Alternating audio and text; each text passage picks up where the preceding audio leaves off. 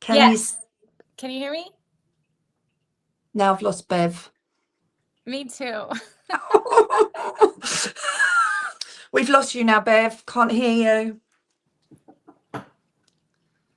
Damn it. Craziness. We must be hitting on the nail because the dark forces are trying to silence Yeah, this us. is it. The energy's building, isn't it? This is what happens. They just can't bear it, can they? Especially when you start hitting the nail on the head. It starts to become the energy builds and it starts to blow. Well, do you want to carry on with yours, Jess? Well, Sure. So I think there's four other victims will come forward. I think what I can relate to in my own experience with, the Illuminati baloney is that the victims go through the most scrutiny and the most, fear of coming forward, and they have a lot of problems, going to the police and things. So I think I'm seeing a lot of hectic energy in the background with four other victims trying to come forward and giving their testimonies and information. I think in November or December of 2026, it will depend on what Neo comes out with, his evidence, and that will take a turn in November, I feel. That will be crucial to the case. But also, whatever information and evidence, proof, allegedly, that David could bring forward against the elites that are above him and this mentor figure that I keep seeing, the muffin top. If he's been very good with his technical digital texts and emails and things like that, and can bring that forward, and it's not wiped clean from his phone, I think that will also bring a lot out in terms of communication, handoffs with Celeste, back and forth plane tickets, and that will be very telling. So I don't know if you can hear me, Jess, but I've lost sound as well. So I think I'm going to have to dive out. Yeah, it's crazy. It's crazy. It's the dark forces at work.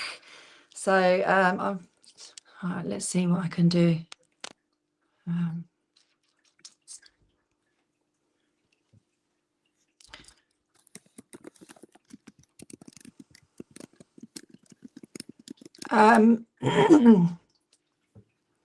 So HS5065, do we have links to our channel?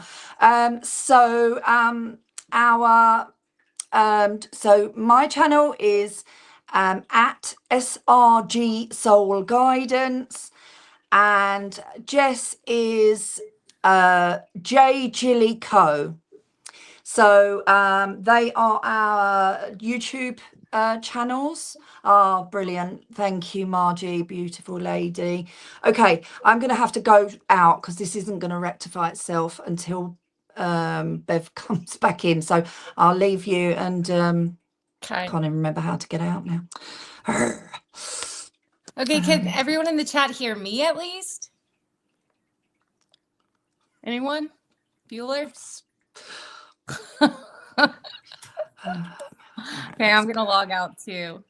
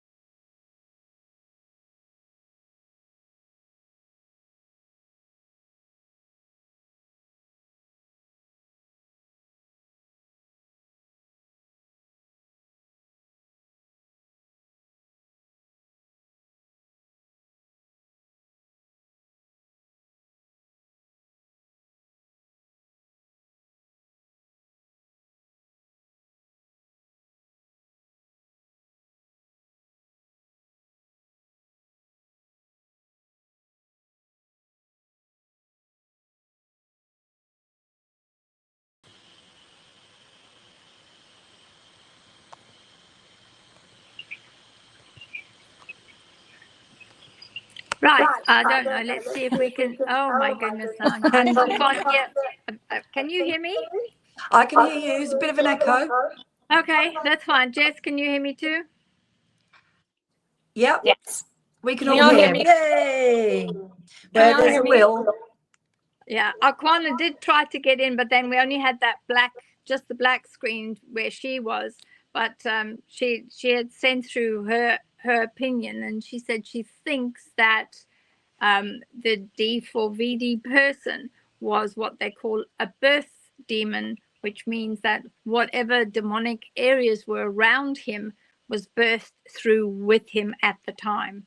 So hopefully we'll be able to get O'Connor back on one of the next shows and get that to work through. Unfortunately, the link up didn't work. We were just getting you saw it was just a completely black screen, nothing coming through on it. So she feels he's brought it through from birth. Apparently, yes. That's right.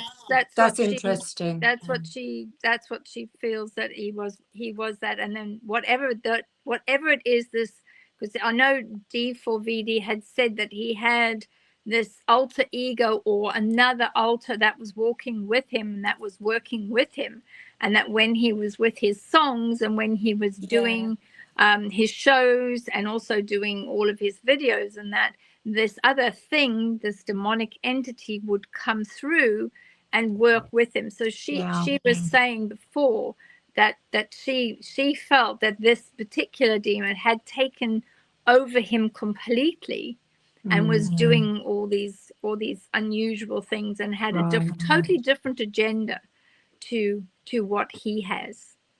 So that was her opinion. Hopefully she'll be able to try again next time or next week when we do part 3. So I don't know whether you've also had a look at the manager that D4VD had, which was he was signed to a place called Mogul Vision, and Josh Marshall was the person that was managing D4VD. And what's been very interesting is that he actually, the Josh person, is, according to all of his representation and everything that he's been saying, it's saying that he has absolutely no knowledge at all of D4VD's relationship with the victim and had no idea what was going on, literally in his private time. And that he was, he had just kept contact, if you like, with the family and nothing else. And he'd gone on to other channels, media channels, and he made like a full statement that he had absolutely no knowledge. In fact, his exact words was that he denies any knowledge of the victim. So that I found quite interesting, especially because one of the detectives had seen that there was email traffic between the Mogul Vision management team as well as D4VD, saying directly to his manager, please, this was in an email, and that's evidence now, has been written into evidence, asking his manager, please, will you take Celeste, the victim, will you please take her home for me? But yet he's claiming that he knew nothing about the relationship. Yeah. I'm not. I'm not purchasing that one. I won't be buying that one at all. I can feel there's like that. His energy is flooding all the way through it, and there is definitely last week. I felt that there was sort of he had his back, and I felt that the D4 guy was raging because he felt that there wasn't enough being done to assist him, but there was certainly support and rallying for him. So yeah, it's certainly not buying that at all. It just seems odd that he's now said all of this, and surely he would have realized that if he had to take Celeste home, as it says in the email, which is entered into evidence, surely he would have realized in discussions in the car, or if he gave it to a subordinate or somebody else to take her home, surely he would have realized that there was a budding relationship that was starting. Must have Yeah. known. Yeah. What do you think, Jess? Yeah, I think also, I think his manager was obviously his handler. And I think that he probably just did the statement, the public statement as, fluff, just to cover his own behind. But I think that we're also going to see a lot of evidence or claims come from David's brother. That's what I feel. That a lot will come out about Celeste and their relationship happening, the beginning stages of it when she was like 11, 12, 13. And I think his brother will have a lot of the missing pieces there. That's what I'm picking up. Do you see that his brother being a witness in the court? I don't think I think they're going to try and not get him to testify because it will be too incriminating to the people on top, like the handlers and the programmers and the musical production side of things. I also see that there is a demonic entity that writes his music, obviously, because he has a lot of like sadistic themes and things, allegedly. The other thing was that I did find out was they were looking at, some of the investigators were looking at the tools that were used, and they managed to get into his purchasing records from different organizations. So some of the really big organizations, they were looking through, what did he purchase, when did he purchase, how did he purchase. And what was very interesting is that there was a chainsaw, but next to that there were also specific types of bags that were meant for people to be placed into, and there were large ones that were placed as well. So it's very odd that someone would have gone and bought unusual things. And I think there was also like a burn cage or something else. What do you both think of that? So Jess, what's your view? I think it's very interesting that Agent Orange was saying, I would have never known that about the Los Angeles law, that just a torso, how ridiculous.